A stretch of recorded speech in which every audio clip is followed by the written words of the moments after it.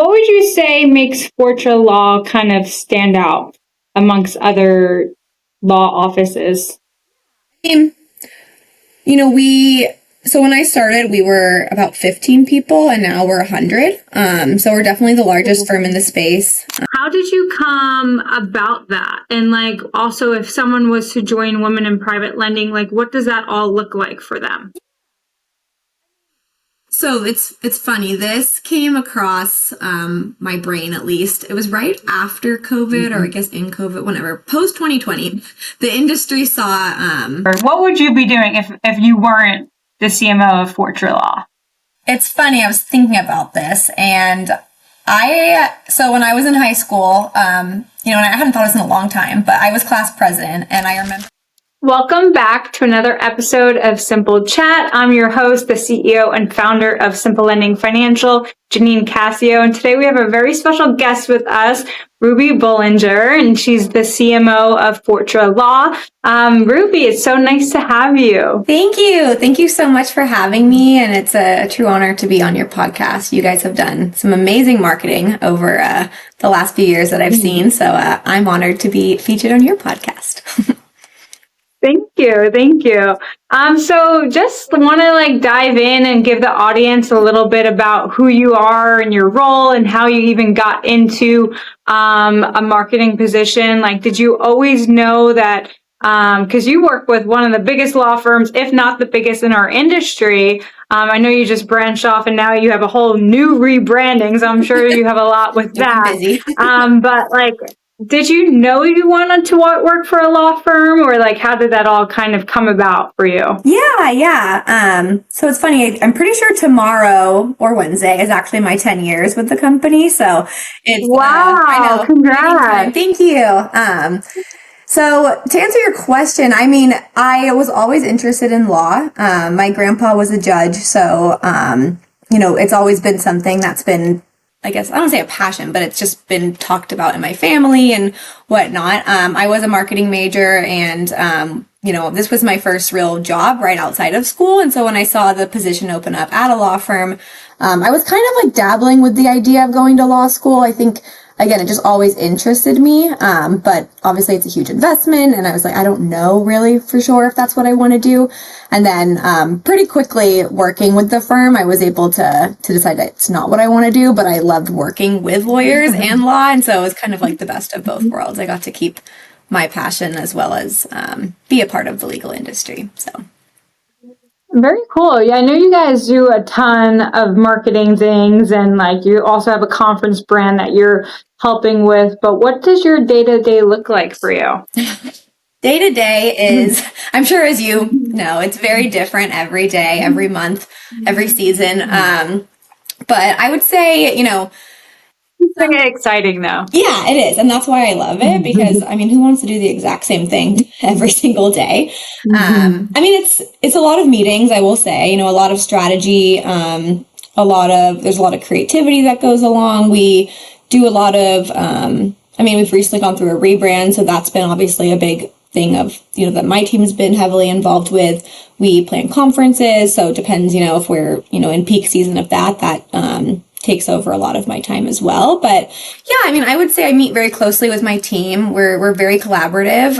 My immediate team, we are all remote, so I think it's really special to be as close as we are for how remote our positions have been over the last few years. And then I also work really closely with the partners, just making sure I understand their vision, their needs, kind of, what needs to be pushed out more or less at this time. So yeah, it is different every day, but it's good.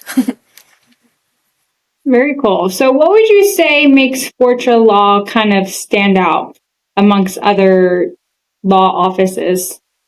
So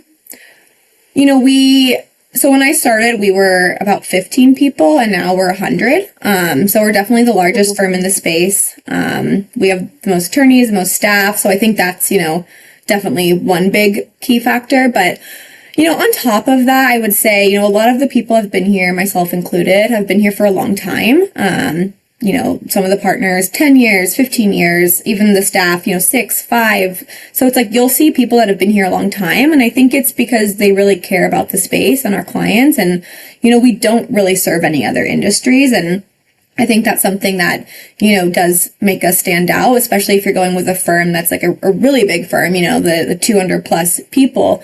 They're going to dabble in a bunch of different industries, and they may be a real estate firm or a finance firm, but they're not specifically private lending. And I think, our team lives and breathes private lending all day long. So yeah, I would say that's one of the main reasons.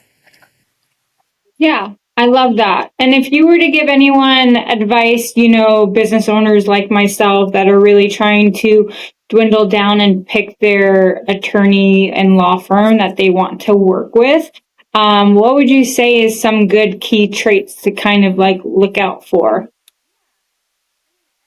Person is different, right? As you're picking your CPA firm or your law firm or your, servicing company.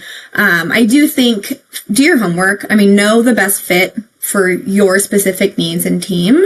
Make sure you vibe well with your attorneys. I think, you want to be able to just call them up and ask them a question and have them be, truly in your corner. And I think at Fortra, you'll find that. I think, finding attorneys that are very approachable. I don't really know if this is something in our industry as much, but I know, again, I can only really speak for our firm that we don't bill you for every single call that you make. And I think, there are some firms, it might be more of an old school thing, but it's like to be charged just to ask a simple question is crazy. And I think finding, that approachable firm that can really help you grow and be your partner is going to be the most important thing for you. Very cool. And I know you are the founder of Women in Private Lending, which is something I'm a big fan of and advocate for. How did you come about that? And like, also if someone was to join Women in Private Lending, like what does that all look like for them? So it's funny. This came across my brain, at least. It was right after COVID, or I guess in COVID, whenever, post 2020, the industry saw such, I guess, change in the amount of, new people, a lot of turnover. And I remember it was our Captivate show in Vegas, I think 2021. And I remember seeing so many new faces, a lot of women, which was like so exciting because when I first started out, it was very rare, especially young women too. I was like, oh, and they just kind of looked sad or like, I don't know, being stuck at the booth. And I was like, wait, these conferences are really fun, I promise. And I think there wasn't a lot of mentorship there. And I was like, this is a bummer. I would hate for someone to come into this space, go to one of these events and be like, oh my gosh, like I have to go to these all the time. I'm away from my home. This is super uncomfortable. And so anyway, I was talking with a couple other people, and that was one of the main reasons that I wanted to start the group. There were other reasons as well, like mentorship and education and all that. But yeah, so that's kind of how it started. We did the first luncheon at AAPL, I think shortly after that. And it just kind of, kicked off. Everyone was super supportive and wanted to be involved. And to answer your question about how to get involved, I mean, it's definitely not like a club by any means. It's open to, anyone who wants to be a part of it.